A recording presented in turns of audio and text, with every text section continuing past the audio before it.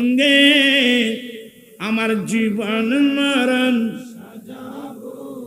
মাদানী সালাতুম ইয়া রাসূলুল্লাহ আলাইকুম।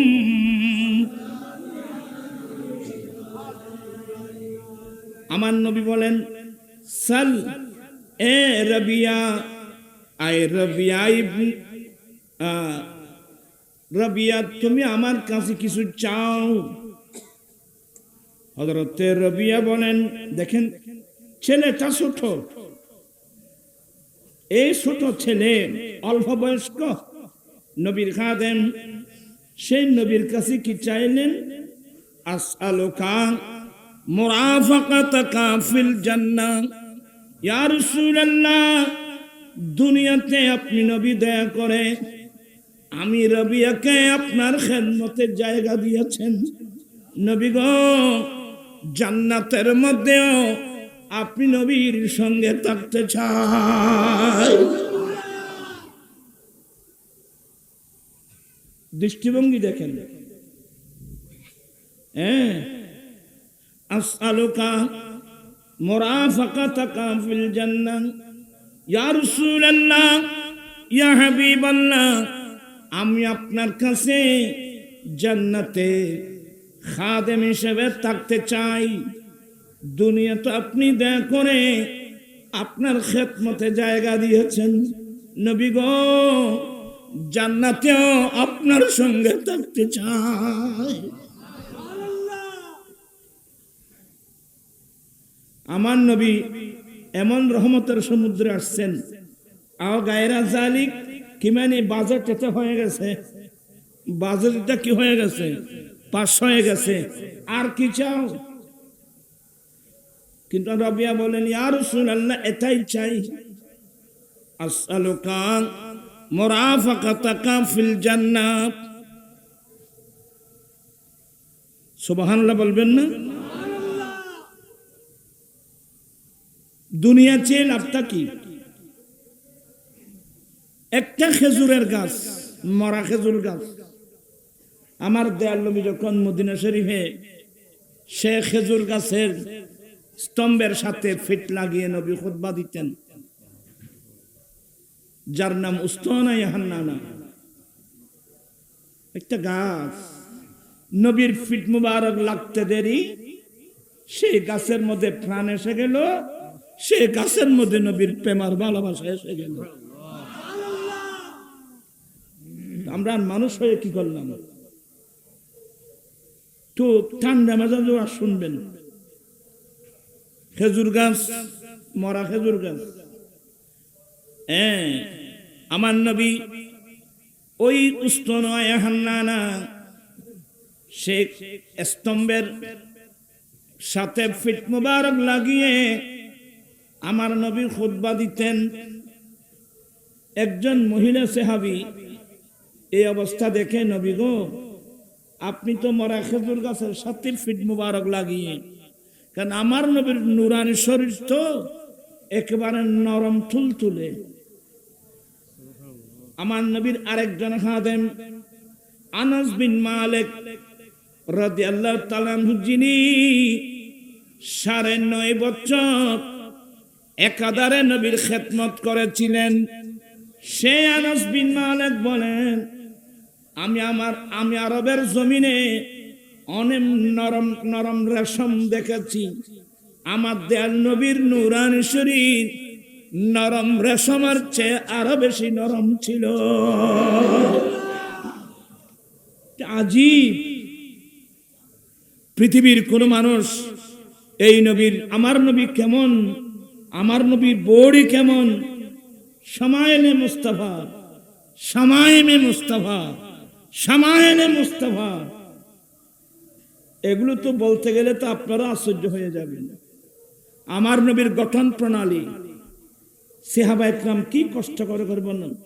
আমার নবী লা বিত্তাবিল ওয়ালা বিল কাসির, আমার নবী লম্বাও ছিলেন না, আমার নবী বেটেও ছিলেন না, আমার নবী হ্যাংলাও ছিলেন না। সুবহানাল্লাহ। নবী কেমন ছিল বলার ভাষা নাই, তেমন ছিল।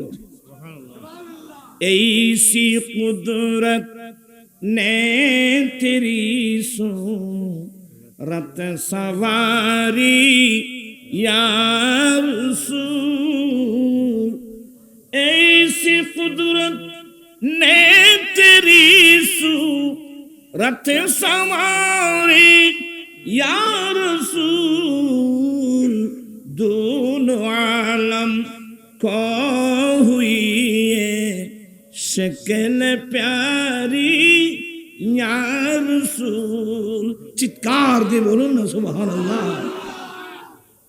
আমার নবী এমন সুন্দর, নরম তুলতুলে শরীর। তো ওই মহিলা বলছেন, নবী গো, আপনি যে খেজুর গাছের মরা একটা খেজুর গাছের স্তম্ভ, এটার সাথে ফিট লাগিয়ে খুতবা দিচ্ছেন, ইয়া রাসূল আপনি আমাকে পারমিশন দেন, আমি একটা মিম্বর তৈরি করে দিতাম। আমার নবী পারমিশন দিলেন। মেয়েরা এগুলো বেশি দেখে। ইসলামের প্রথম অবদান আমাদের আম্মি জান মা খাদিজাতুল কুবরা রাদিয়াল্লাহু তাআলার অবদান। আরবের একজন শ্রেষ্ঠ ব্যবসায়ী, সমস্ত ব্যবসার সম্পদ টাকা দিন আর দিরহাম আমার নবীর হাতে তুলে দিয়েছেন মিল্লাত মাযহাবের জন্য। এমন মা কয়জন আর কে পাবে বাবু বলেন তো? আপনার আল্লাহ সবাইকে এগুলো এই কথাগুলো বোঝার তৌফিক দান করুক। আমি কি বলতে চেয়েছিলাম, ওই মহিলা বলেন, নবী গো আমি একটা মিম্বর শরীফ তৈরি করে দিতাম। হ্যাঁ নিয়ে আসো। ওই মহিলা আমার নবীর জন্য একটা মিম্বর বানিয়ে আনলেন। আজকে প্রথমবারের মতো আমার নবী মিম্বরে দাঁড়িয়ে খুতবা দিবেন।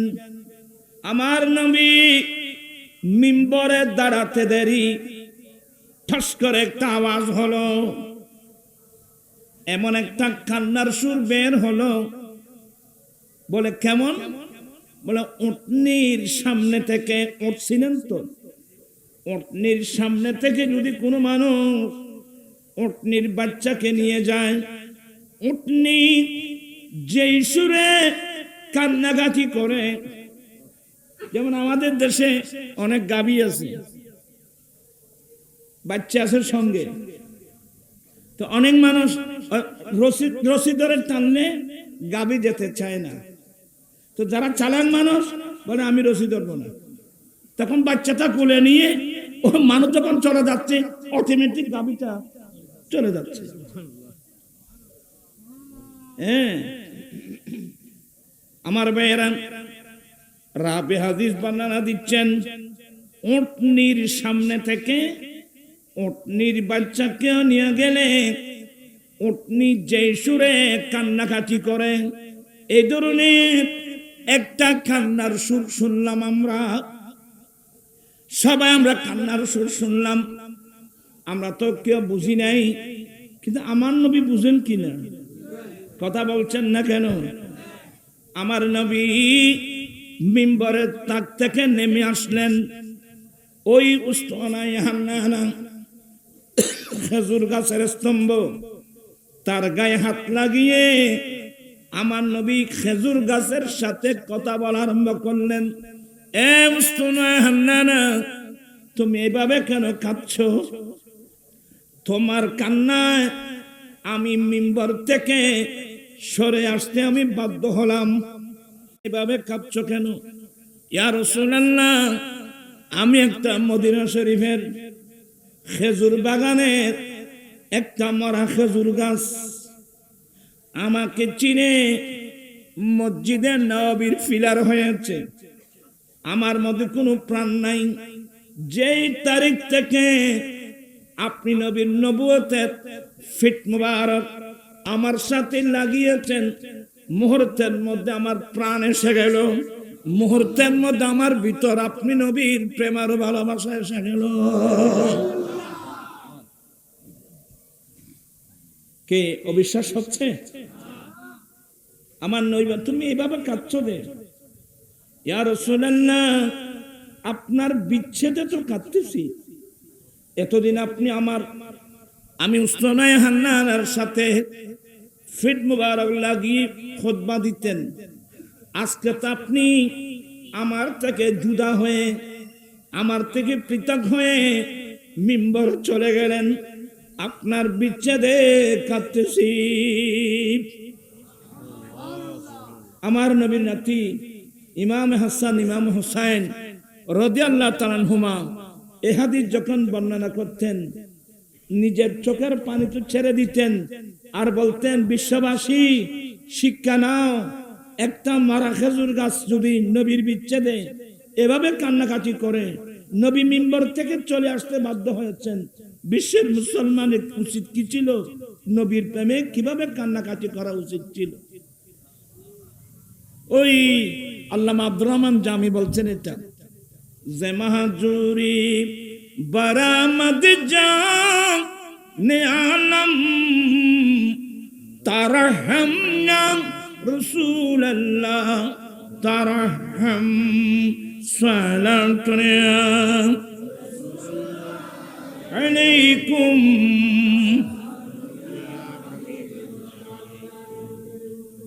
আমার রাসূল বলছেন দে স্তনে না, তুমি কি আচ্ছা, তুমি কি দুনিয়া চাও না আখিরাত চাও? দেখেন, এক স্তনে না, তুমি কি দুনিয়া চাও না আখিরাত চাও? তুমি যদি দুনিয়া চাও, আমি নবী এই নবুয়তের হাতে তোমাকে মদিনার একটা খেজুর বাগানে লাগিয়ে দেব, তুমি জীবিত হবে, তোমার থেকে ফল ফ্রুট আসবে, কিয়ামত পর্যন্ত মদিনাবাসী তোমার ফল খাবে।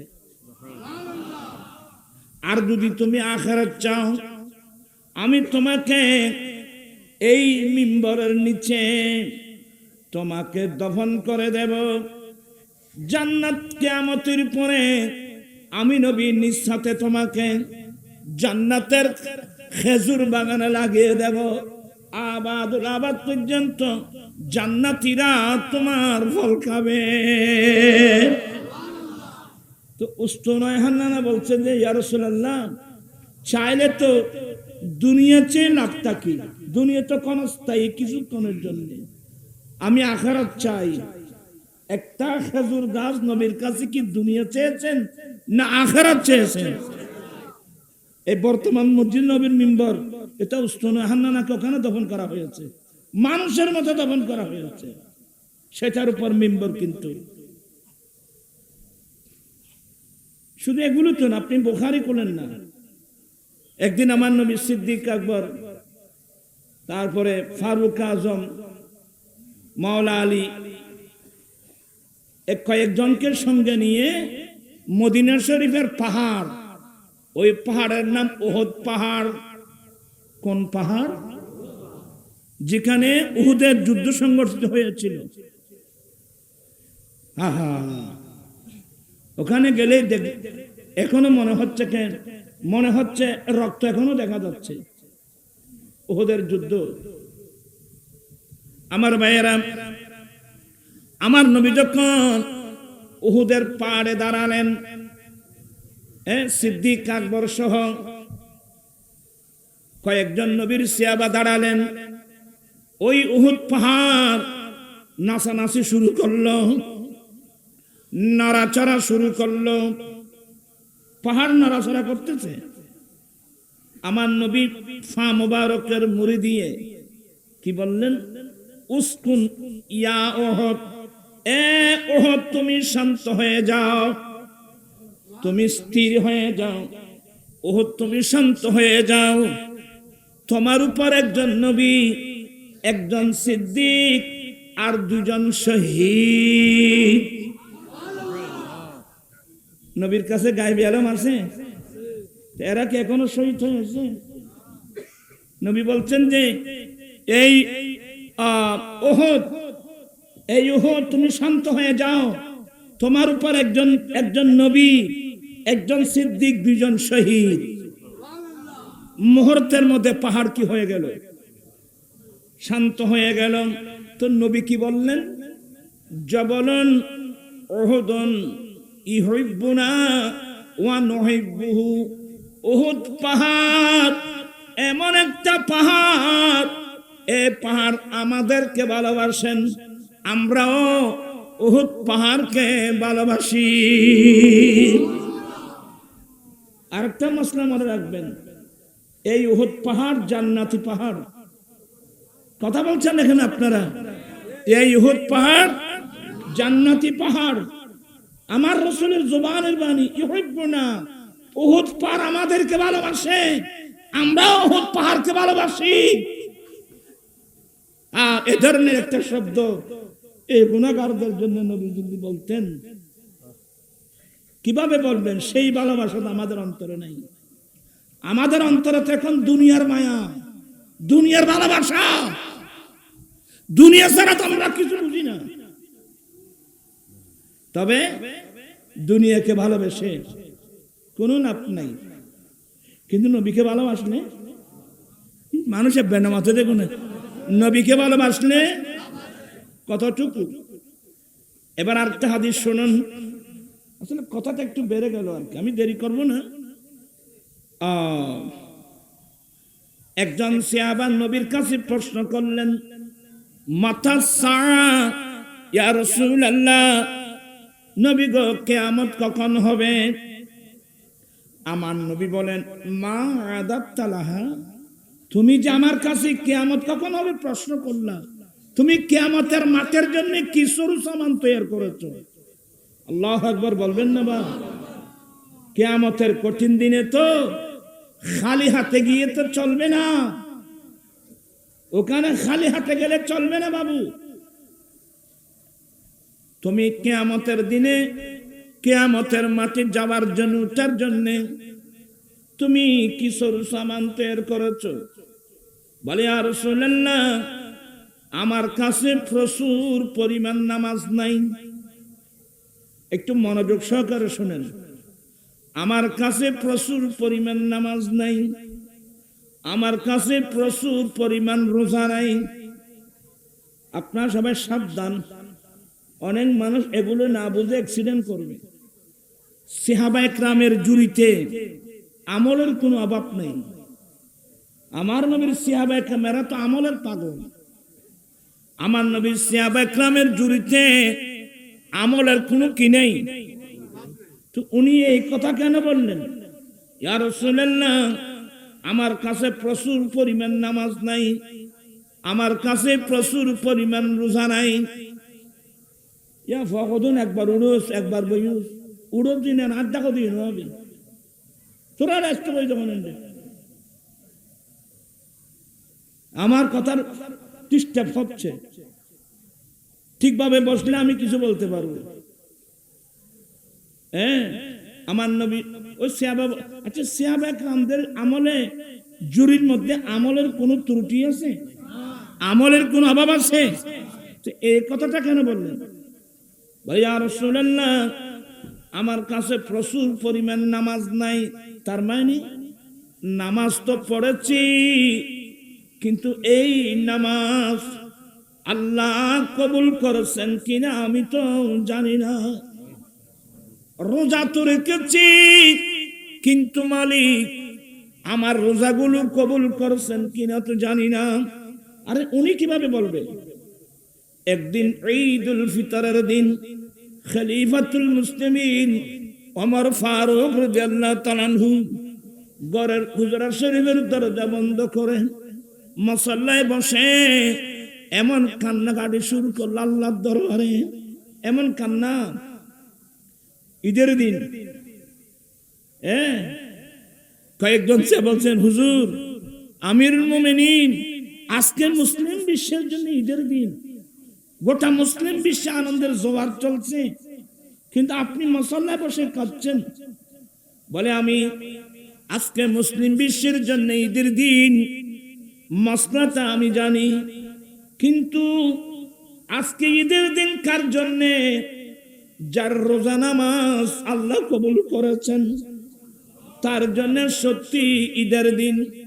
আমি উমর নামাজ পড়েছি, আমি রোজা রেখেছি, আমি উমর তো জানি না মালিক এই ইবাদতগুলো কবুল করছেন কিনা।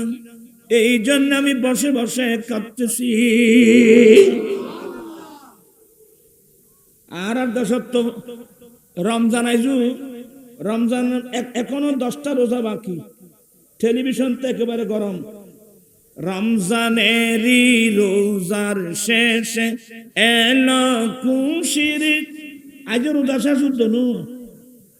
রমজানেরই রোজার শেষে এলো খুশির, আজ রোজা 10 কি খুশি দিন এসে খুশি কি ওই কক্সবাজার হোটেল বুকিং দেবা।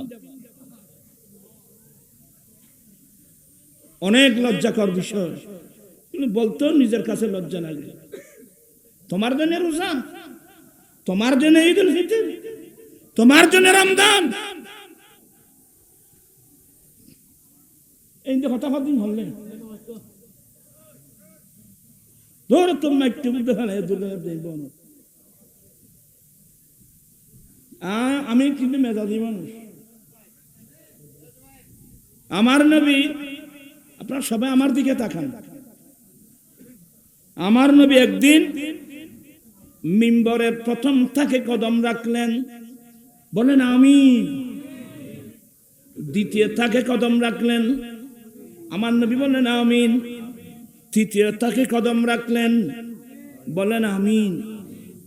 সাহাবায়ে কেরাম প্রশ্ন করলেন, নবী গো, আমিন বলা হয়তো কোনো মানুষ দোয়া করলে এই দোয়াটা কবুল হওয়ার জন্য তো আমিন বলেন, এখানে তো কেউ দোয়া করতে শুনি নেই, আপনি কার দোয়ার উপর আমিন বললেন?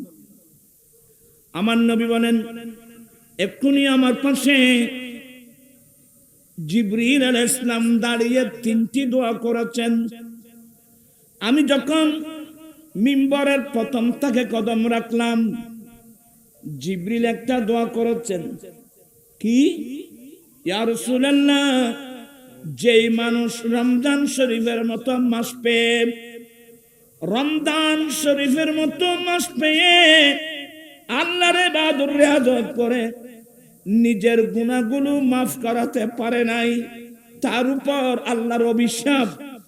আমি নবী সমর্থন করে বললাম আমিন। কারণ রমজানেরটা এমন একটা মাস, আমার নবী বলেন, ইদা দাখালা রমাদান ফুতিহাত আবওয়াবুস সামা। অনেক লম্বা হাদিস। রমজান মাস যখন প্রবেশ করবে, রমজানের চাঁদ যখন উদয় হবে, 7 আসমানের দরওয়াজা খুলে দেওয়া হয়, 8 বেহেশতের দরওয়াজা খুলে দেওয়া হয়, সমস্ত রহমতের দরওয়াজা একসাথে খুলে দেওয়া হয়। এমন মাস পেয়ে যদি যে মুমিন মুসলমান নিজের গুনাহগুলো আল্লাহর কাছে কেঁদে কেঁদে মাফ করাতে পারে নাই, তার উপর আল্লাহর কি অভিশাপ। এই দোয়াটা করলেন জিবরিল, আমি সমর্থন করে বললাম যে আমিন। সেমন রমজান মাস এখন সামনে আসতেছে না? ছোটবেলায় আমরা, আমাদের মধ্যে ছোট হলেও ছেলেদের মধ্যে একটা আগ্রহ ছিল, তাড়াতাড়ি আসরের নামাজ পড়ে আমরা কেউ ঘরের ছাদের উপর উঠে যেতাম, কেউ গাছের উপর উঠে যেতাম, অনেক মহিলারা পর্যন্ত ঘরের পিছনে বেরিয়ে যেত। কার আগে কে রমজান শরীফের চাঁদ দেখে, কার আগে কে রমজান শরীফের চাঁদ দেখে। কসম করে বলেন, এই আগ্রহটা বর্তমান মুসলমানের কাছে আছে? শেষ করে দিয়েছে দুনিয়া তোমাদেরকে। তুমি দুনিয়া নিয়ে থাকো, আমরা দুনিয়ার পাগল না। আমি নবীজির পাগল, আমি মদিনার পাগল, আমি মদিনার দুলি বালি মোর নয়নের কাজল, আমি নবী। আমার ভাইরা, আজকে সুন্নি সম্মেলন থেকে এই সবকটা নিয়ে যান, আমি নবীর পাগল, আমি নবীর দিওয়ানা, আমি দুনিয়ার পাগল নই। আমি দুনিয়ার পিছনে থাকবো না, দুনিয়া আমার পিছনে পিছনে ধরতে হবে। আমি কেন দুনিয়ার পিছনে থাকবো? আমি তো নবীর পিছনে থাকবো, দুনিয়া আমার পিছনে ধরতে হবে। আজকে দুনিয়ায় মানুষকে ধ্বংস করে দিয়েছে, লাভটা কি? তা আমি যখন ওই মিম্বরের দ্বিতীয় তাকে কদম রাখলাম, জিবরিল আরেকটা দোয়া করেছেন, যেই ছেলে মা বাবা পেয়ে, দেখেন ছেলেরা শুনো, যেই ছেলে মা বাবা পেয়ে মা বাবার খেদমত করে করে দুনিয়ায় থাকতে জান্নাত হাসিল করতে পারে নাই, তার উপর আল্লাহর অভিশাপ। আমি নবী সমর্থন করে বললাম আমিন। কারণ জান্নাত তো মা বাবার পায়ের নিচে। কোথায়? তাবরানী শরীফের হাদিস। আমার নবী বলেন জান্নাত তোমাদের মা বাবার পায়ের নিচে। পায়ের নিচে মানে পায়ের নিচে মানে যে ছেলে মা বাবার খেদমত করে, মা বাবার অন্তর জয় করতে পারবে, মা বাবাকে সন্তুষ্ট রাখতে পারবে, তার জন্য দুনিয়া থাকতে তার হাতে জান্নাতের টিকিট এসে যাবে। আমার জিবরিল বলছে যে নবী গো, যে ছেলে মা বাবা পেয়ে মা বাবার খেদমত করে দুনিয়া থাকতে জান্নাত হাসিল করতে পারে নাই, তার উপর কিন্তু আল্লাহর অভিশাপ। আমার নয় বলে আমি সমর্থন করে বললাম যে আমিন। এবার আপনারা চিন্তা করেন, বর্তমান সমাজের মধ্যে মা বাবার খবর নিচ্ছে এমন ছেলে কয়জন পাবেন?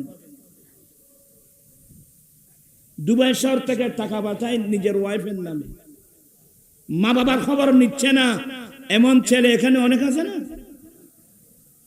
আর ভাবে তো মনে করছে তাই সুন্দর সাহেব বিয়ে করে দিত, ইটা মনে করছে যে ব্যস্ত বউ টেঙার তলে বলি।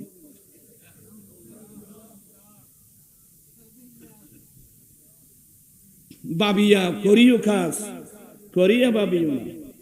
একটা মশলা বলেন তো, তার শরীয়তের একটা মশলা বলেন। আমরা ছেলেরা যে উপার্জন করব, এই উপার্জনের প্রথম হকদারকে মা বাবা। এই মশলাগুলোকে আমরা জানি তো, জানিবে কেন তো থাকে দুবাই শহর। এই দুবাই শহরের ভিতরে টিয়া ভাড়া বহুর নামে মা বাবা মারা মধ্যে কথা বুঝছেন? আল্লাহ হেদায়েত নসিব করুক।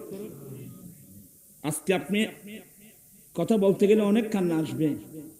আমেরিকা ইউরোপের কালচার এখন আমাদের দেশে চলে আসছে। ওরা তো ইহুদি নাসারা, ওদের মা বাপ যখন বয়স্ক হয় এদেরকে ঘর থেকে বের করে দেয়, যাও সরকারি বৃদ্ধাশ্রমে চলে যাও। এখন সে কালচার এখন মুসলমানের মধ্যে চলে এসে গেছে। আর যে ছেলে মা বাবাকে বৃদ্ধাশ্রমে পাঠায়, তোমার মতো জাহান্নামী দুনিয়াতে কোনো মানুষ থাকতে পারে না। আর যে মা বাবার পায়ের নিচে আমার ব্যস্ত, আমি আমার ব্যস্ত কাম তারাই দিলাম, রিক্সাওয়ালা হলেও সে বলবে যে আমি রিক্সা টেনে পারি, গুহবাস থাকতে পারি, আমি আমার মা বাবার খেদমত করে যাব।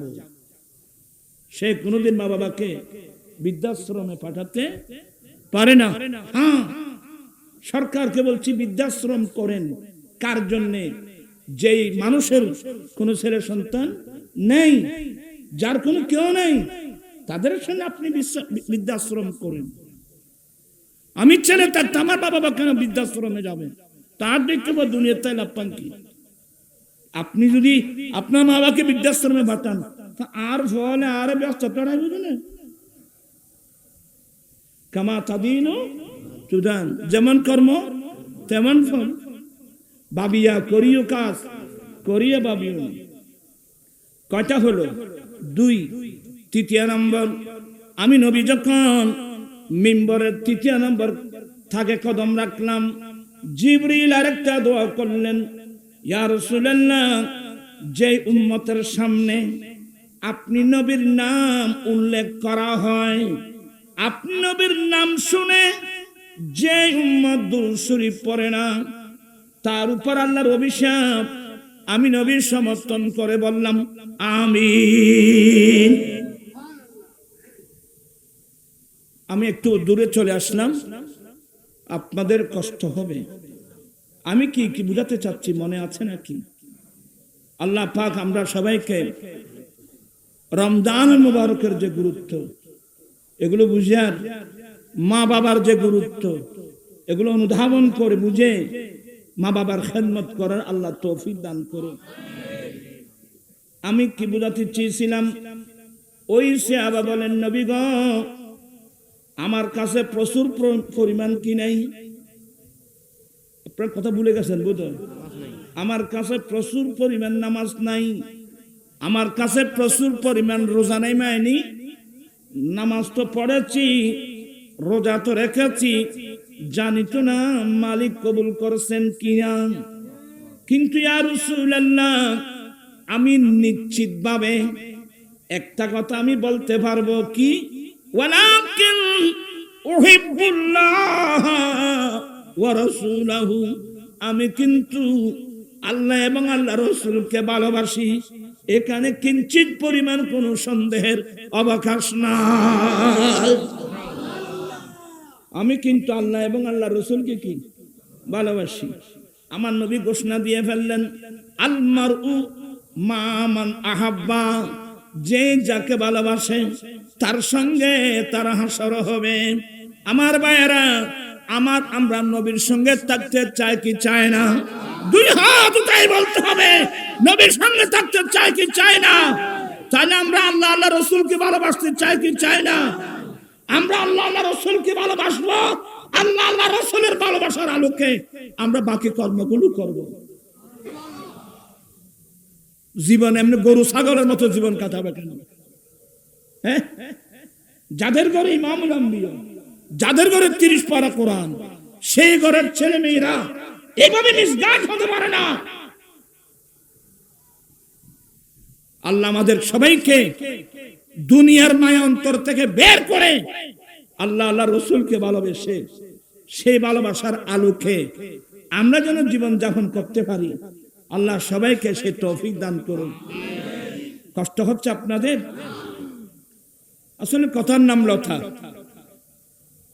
এই যে আমার নবী দিলেন, সাল ইয়া রবিয়া, রবিয়া কি আমার নবীর কাছে চেয়েছিলেন? চান না। আমার নবী তো নিজেই দেখে দিলেন। সুবহানাল্লাহ বলবেন না? আমার নবী নিজে দেখে দিলেন। সুবহানাল্লাহ। আমার নবী জুদ। আচ্ছা রাখেন, দেরি হয়ে যাবে। আমি আরেকটা হাদিস পড়াবো আপনাদেরকে। ইসলামের প্রাথমিক যুগে অন্য কোন মুসলিম কান্ট্রি থেকে আমার নবীর কাছে ইসলামের জন্য যদি কোন একটা অনুদান এসে থাকে, এটা বাহরাইন সরকারের পক্ষ থেকে এসেছিল। কোন সরকার? বাহরাইন সরকার। বাহরাইন সরকারের পক্ষ থেকে আমার নবীর কাছে 80,000 মতান্তরে 1 লক্ষ দিরহাম এসেছিল। হযরতে বেলাল বলেন, নবী গো, বাহরাইন সরকারের পক্ষ থেকে একটা মোটা অঙ্কের অনুদান আসছেন। আমার নবী বলেন, বিলাল, এগুলো মসজিদে নবী শরীফের এক কোণায় রাখো, আগে আসো আমরা ফজরের নামাজ আদায় করে নি। আর আমরা তো বর্তমান থাকা গনতে গনতে ফজর নামাজ না, জোহর নামাজ, ফজর জোহর আসর মাগরিব গোটা হয় আর শেষ। এক ওয়াক্ত নামাজের দাম কত জানেন আপনি? তা আসলে এখানে তো ইসলামী হুকুমত নাই। আমরা মুসলমান থেকে, এখানে তো ইসলামী হুকুমত নাই। একজন বালেগ পুরুষ, বালেগা মহিলা অক্ত চলে দেওয়ার পরেও যদি ফরজ নামাজটা না পড়ে থাকে, ইমাম আজম আবু হানিফার ফতোয়া, তাকে সাথে সাথে অ্যারেস্ট করে জেলখানায় দিতে হবে। কয়েকত মানুষ কয়েকত একক ফরজ যদি নামাজ ইচ্ছাকৃত ভাবে না পড়ে থাকে, আমাদের ইমাম আজম আবু হানিফার ফতোয়া, তাকে অ্যারেস্ট করে কোথায় দিতে হবে? জেলখানায়। কতদিন? যতদিন সে তওবা করে নামাজের দিকে ফিরে না আসে। আর ইমাম মালিক, ইমাম শাফিঈ, ইমাম মুহাম্মদ, এই 3 ইমামের মতে তাকে ওয়াজিবুল কতল, তাকে হত্যা করা ওয়াজিব। তো অনেকে বুঝবে না, আরে কোন সাহসে তুমি মালিকের নির্দেশ পালন করলে না? কি সাহস? এই জমিন কার? আসমান কার? সূর্য কার? চন্দ্র কার? বাতাস কার? অক্সিজেন কার? হাইড্রোজেন কার? নাইট্রোজেন কার? আমি কার? কোন সাহস আপনার মালিকের নির্দেশ অমান্য করলাম?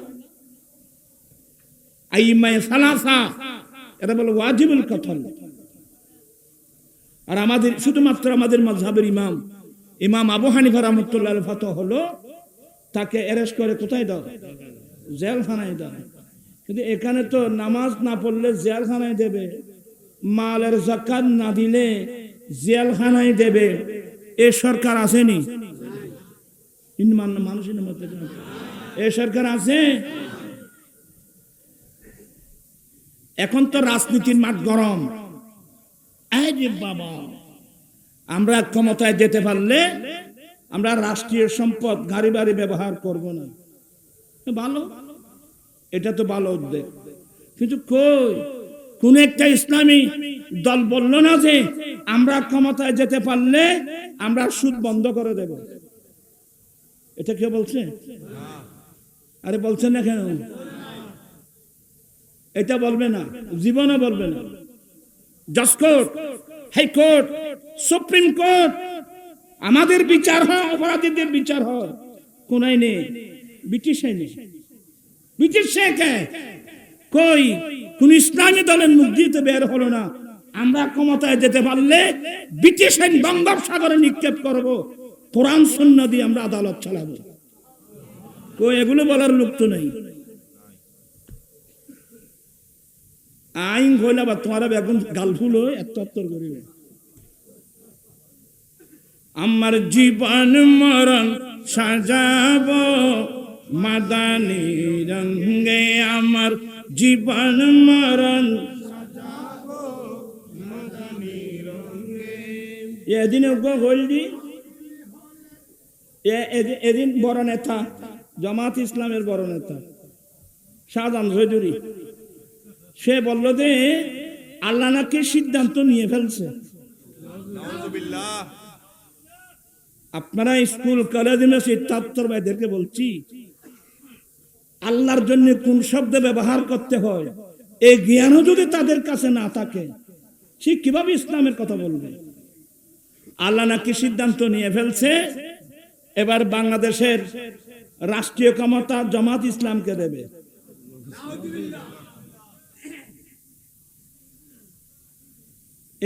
এই সমস্ত নেতায় এই গোটা দলকে ডুবাবে। এটা সম্পূর্ণ কোরআন সুন্নাহ বিরোধী একটা কথা। আচ্ছা, আমার প্রশ্ন হলো, আল্লাহ একটা সিদ্ধান্ত নিলেন, আপনি জানলেন কিভাবে? কথা বুঝলেন কি? আপনার কাছে আল্লাহ কি জিবরিল পাঠিয়েছে? আপনার কাছে কি আল্লাহ মিকাইল পাঠিয়েছে? আপনি কি গায়বে আলম জানেন? আর আল্লাহর জন্য সিদ্ধান্ত শব্দটা আল্লাহর জন্য ব্যবহার করা যায়? আম্বিয়া কোরআন শরীফ পড়লেও তো বুঝতো। যেমন ঈসা আলাইহিস সালাম বলছেন, উহিল মাউতা বিইযনিল্লাহ, আমি আল্লাহর হুকুমে মৃত মানুষ কি করি? জীবিত করি। যদি বলা হতো ইনশাআল্লাহ, আল্লাহ চাহে তো আমরা ক্ষমতায় যাব, এটাই বলা যায়। বিইযনিল্লাহ বিহুকমিল্লাহ, আল্লাহ বলে সিদ্ধান্ত লেখে নিয়ে। আমি জামাতি ভাইদের কাছে অনুরোধ জানাচ্ছি, এই সমস্ত নেতায় গোটা দলকে আপনার ডুবাবে, যার কাছে কোরআন শরীফের ন্যূনতম জ্ঞানও নেই। সিদ্ধান্ত শব্দটা কি আল্লাহর জন্য ব্যবহার করা যায়? তা আল্লাহ তাহলে আগের সিদ্ধান্তহীনতায় ছিল। এগুলো শব্দ ব্যবহার করা যায় সৃষ্টির জন্য, স্রষ্টার জন্য শব্দ ব্যবহার করা হয় না। আপনি তো এভাবে বলতে পারতেন ইনশাআল্লাহ। আপনাকে আমি কি বুঝাতে পারছি আপনাদেরকে? ইনশাআল্লাহ এবার আমরা ক্ষমতায় যাব, অথবা বিইযনিল্লাহ এবার আমরা ক্ষমতা, আপনি এই ধরনের বলতে পারতেন। এটা কি বললেন আপনি? আপনার কাছে কি গায়বী আলম আছে? আপনার কাছে জিবরিল আসছে, আপনার কাছে আসছে, আল্লাহ আল্লাহ সিদ্ধান্ত নিয়ে বলতে আপনি জানলেন কিভাবে? এগুলো সম্পূর্ণ কোরআন সুন্নাহ বিরোধী কথা। এ ধরনের কথা বললে মানুষের কি থাকবে না? ঈমান থাকবে না। আমি আল্লাহর রাস্তে কথাগুলো বলে দিচ্ছি, অনেক ভাইরা হয়তো রং বুঝতে পারে, আমি হেদায়েতের উদ্দেশ্যে বলছি। আম্বিয়া ইকরামের কালাম কি? হ্যাঁ, ইনশাআল্লাহ, বেইজিনিল্লাহ। কথা বলছেন না কেন? ইনশাআল্লাহ, বেইজিনিল্লাহ। আল্লাহ চাহে তো আমরা যাব, আল্লাহ দয়া তাহলে হুকুম তো আমরা যাব। এই ধরনের কথা বলা যায়। আমি তো এগুলো না বললে তো মানুষ গোমরা হয়ে যাবে, অনেক ছেলেরা রং বুঝবে। আমি আল্লাহর রাস্তে কথাগুলো বলছি। এই ধরনের কথা বললে কি থাকবে না? এগুলো সম্পূর্ণ কোরআন সুন্নাহ বিরোধী কথা। আল্লাহুম্মা সাল্লি আলা সাইয়্যিদিনা নাবিয়িনা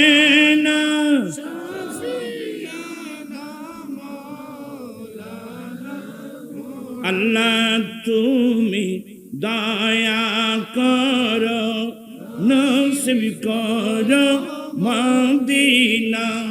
হর নবীজি কে না দিখাইয়া কবর দেশে নিও না। আল্লাহুম্মা সাল্লি সাইয়্যিদিনা নাবিয়িনা মাওলানা। আমি অনেক দূরে চলে আসলাম। আমার নবী বলেন, বেলাল এই অনুদানগুলো মসজিদের পাশে রাখো। আগে চলো আমরা ফজরে নামাজ আদায় করে নি। ফজরের নামাজ আদায় করার পরে বেলাল এগুলো নিয়ে আসো। আমার নবীর সামনে এনে দিলেন। আমার নবী কয়েকজন সাহাবাকে ডাকলেন, তুমি মদিনা শরীফে এই রাস্তা দিয়ে যাও, তুমি এই রাস্তা দিয়ে যাও, তুমি এই রাস্তা দিয়ে যাও। আজকে বাহরাইন সরকারের পক্ষ থেকে মোটা অঙ্কের একটা অনুদান আসছেন। গরিব মিসকিন কাঙ্গাল মানুষ থাকলে এদেরকে মসজিদে নবী শরীফে আসতে বলো। বর্তমান এ ধরনের কোন রাজা মহারাজা আছে? এরা সময় পাবলিসিটি করে আসলেন। বলেন, যখন মসজিদে নবী শরীফ আসলাম প্রায় ৩০০ মানুষ, আমার নবী বন্টন করছেন। আমার নবী বন্টন করছেন। আর নবীর ধৈর্য কাকে বলে? ফজরের নামাজ পড়ে বন্টন করা শুরু করলেন। আরে ৮০,০০০ মতান্তর ১ লক্ষ, ৮০,০০০ মত ১ লক্ষ দিরহাম মানে বর্তমান তো কয়েক হাজার কোটি টাকা। আমার ভাইয়েরা, তোমার ক্ষতি কি কথা বলতে ভাই? মানুষ হলে এ পর্যন্ত খাবার ধরে করে দেবো সামনে, আর তার কোনো সরিয়ে নেই তো ভাই। মানুষের বিবেকান্ত অন্তন ভরে। আমার সামনে জায়গা আছে, আমি দেখতেছি। আলসি এলে ভাই, আলসি আছি তারা দেব না, পশ্চিম জায়গা খালি আছে দিয়ে সালাম তুনিয়া সালামুন ইয়া হাবিবাল্লাহ। আমার নবী কি করতেছেন? আমার নবী বন্টন করতেছেন। বন্টন করতে করতে করতে করতে জোহরের রক্ত হয়ে গেল। জোহরের রক্ত হয়ে গেল। জোহর আজান হলো, যার ছিল বন্টন করা শেষ। আসো, জোহরের নামাজ আদায় করেনি। আমার দেন নবী জোহরের নামাজ আদায় করার পরে সাহাবা একরামদেরকে সামনে নিয়ে দাঁড়ালেন। একজন সাহাবা দাঁড়িয়ে গেলেন, ইয়া রাসূলুল্লাহ, ইয়া হাবিবাল্লাহ, আমার বাড়ি মদিনা শরীফের একটু দূরে, সংবাদ পেতে দেরি হয়েছে, আসতে দেরি হয়েছে। ইয়া রাসূলুল্লাহ, আমার ছেলে মেয়েরা 2-1 দিন উপবাস থাকলে একটা আমাকে অনুদান দিন। আচ্ছা, আমরা হলে কি বলতাম, বাবা তুই এত আমি কিনলে দিন তো জোরের আগে শেষে দি। কিন্তু আমার দয়াল নবী বলছেন, আনা মদিনাতুল ইলমি ওয়া আলিম বাবুহা, আমি নবী এলমের শহর, এই শহরের দরওয়াজা আলী। আনা দারুল হিকমতে ওয়া আলিম বাবুহা, আমি বিজ্ঞানের ঘর, এই ঘরের দরওয়াজা আলী। আমার নবী বলেন, বুইস্তু মুআল্লিমা, আমি শিক্ষক হিসেবে প্রেরিত। যেই নবী সারা পৃথিবীর শিক্ষক, এই অবস্থার মধ্যে সাহাবায়ে কেরাম আমার নবীর চেহারার দিকে তাকিয়ে আছে। আমার নবী কি উত্তর দেয়? একটু মনোযোগ আছে। আমার নবী কি উত্তর দিলেন?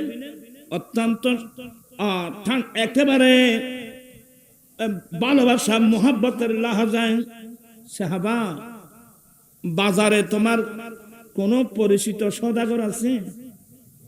বাজারে তোমার কোন পরিচিত সওদাগর আছে? কালা নাম, হ্যাঁ ইয়া রাসূলুল্লাহ, বাজারে আমার পরিচিত সওদাগর আছে।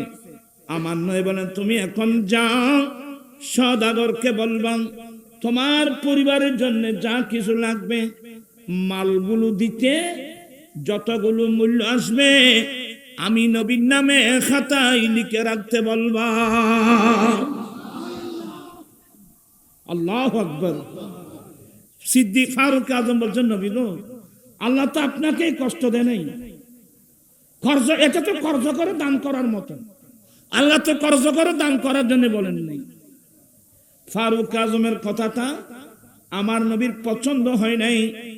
একজন আনসারী বললেন, ইয়া রাসূলুল্লাহ, আপনি আপনার ইচ্ছা মোতাবেক দান করতে থাকেন, আল্লাহর দরবান্দার ক্ষমার ভয় করবেন না। আমার ভাইরা, আমার দয়াল নবী আজওয়াদুন নাস। এবার আমার নবী একটা হাদিস বলছেন, ইদা মাতাল ইনসানু ইনকাতা আনহু আমালুহু, মানুষ যখন মারা যায় মানুষের আমল বন্ধ হয়ে যায়। আজকে আপনারা মাহফিলে আসছেন, মারা গেলে আসতে পারবেন? মানুষ যখন মারা যায় মানুষের আমল বন্ধ হয়ে যায়। কিন্তু 3 প্রকারের মানুষ আছে। 3 প্রকারের মানুষ, 3 প্রকারের মানুষ এমন আছে, এরা মারা গেলেও তাদের আমলনামা কিয়ামত পর্যন্ত চলতে থাকবে। 1 নম্বর, ইল্লা মিন সালাসা, ইল্লা মিন সাদাকাতিন জারিয়া। 1 নম্বর হলো যারা ডান হাতে বাম হাতে দিনে রাত্রে আল্লাহর রাস্তায় দান করে, এমন দানি মানুষ মারা যাবে ঠিকই, কিন্তু তাদের আমলনামা কিয়ামত পর্যন্ত চলতে থাকবে। এবং আমার নবীর বড় বোন আজওয়াদুন নাস, আমার নবী মানব জাতির মধ্যে সর্বশ্রেষ্ঠ দানী। আমার দয়াল নবী, আমরা সেই নবীর নবী, আমার নবী যেমন দানী, আমরা উম্মত হব কি দানী? আমরা কি বখিল হব না সখী হব? আমরা কি কৃপণ হব না দানী হব? দানী মানুষ মানুষের বন্ধু, দানী মানুষ আল্লাহর বন্ধু, দানী মানুষ আমার রাসূলের বন্ধু, দানী মানুষ ফেরেশতাদের বন্ধু, দানী মানুষ দুনিয়ার মানুষের কাছে প্রশংসনীয়, ঠিক কিনা? আমি এখন কয়টা বাজে?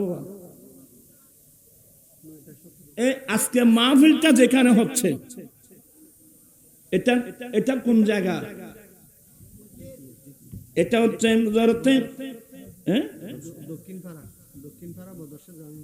দক্ষিণ পাড়া বদরসা জামে মসজিদ। আমরা আজকে যে মাহফিলে বসলাম এটা একটা মসজিদের জায়গা, পাশে পাশে লোহার পিলার গুলো দাঁড়িয়ে আছে, আমরা সবাই দেখতেছি। কিন্তু আজকে মাহফিলের মধ্যে অনেক বন্ধু বান্ধব আসছেন যেগুলো সব সময় আসে না। তাহলে সুযোগে আমরা চাইলে আল্লাহর ঘর মসজিদের জন্য মোটা অঙ্কের একটা অনুদান দিতে পারি। ইয়া তো আওয়াজ বন্ধ, সব বন্ধ হয়ে গেছে ভাই। আয় চিনি তো আল্লাহর ঘর মসজিদ। আরে বাবা, এনে এদিকে যেখানে দিবে, যেখানে দেখবে বিরাট বিরাট বিল্ডিং, ওইখানে মাথাটা আমি কি বলছি, বিরাট বিরাট বিল্ডিং, 3 তলা 4 তলা 5 তলা 6 তলা বিল্ডিং। কিন্তু ব্যাগুন সবাই মিলে করতেছে না একজনে। তো একজন মানুষ যদি নিজের ফ্যামিলির জন্য 5 তলা 10 তলা একটা বিল্ডিং করতে পারে, সবাই মিলে এক মাসের মধ্যে একটা 3 তলা 4 তলা একটা মসজিদ করতে পারে না? আর বউলে বাঁধি তুন্ন। আমার নবী বলেন, এই সাহাবা মানুষ নিজের সম্পদকে ভালোবাসে না পরের সম্পদকে ভালোবাসে? সাহাবা একরাম বলেন, নবী গো, পরের সম্পদকে ভালোবাসে আমার লাভটা কি? মানুষ নিজের সম্পদকে ভালোবাসে। এবার আমার নবী বলেন, নিজের সম্পদ কোনটা, পরের সম্পদ কোনটা? মালুকা মা কদ্দামা, তোমার নিজস্ব মাল, তোমার মালিকানা থাকতে তুমি আল্লাহ আল্লাহ রসুলকে ভালোবেসে যে দানগুলো তুমি আল্লাহ রাস্তায় দান করেছো, এটা তোমার নিজস্ব মাল। ওয়া ইনদাল্লাহি বাক, আল্লাহ রাস্তায় যেগুলো দিয়েছে এগুলো থাকবে। আর মৃত্যুর সময় যেই সম্পদ ফেলে আসছো এগুলো তোমার সম্পদ নয়, তোমার নাম পর্যন্ত, খতিয়ান পর্যন্ত পরিবর্তন হয়ে যাবে। ঠিক কিনা?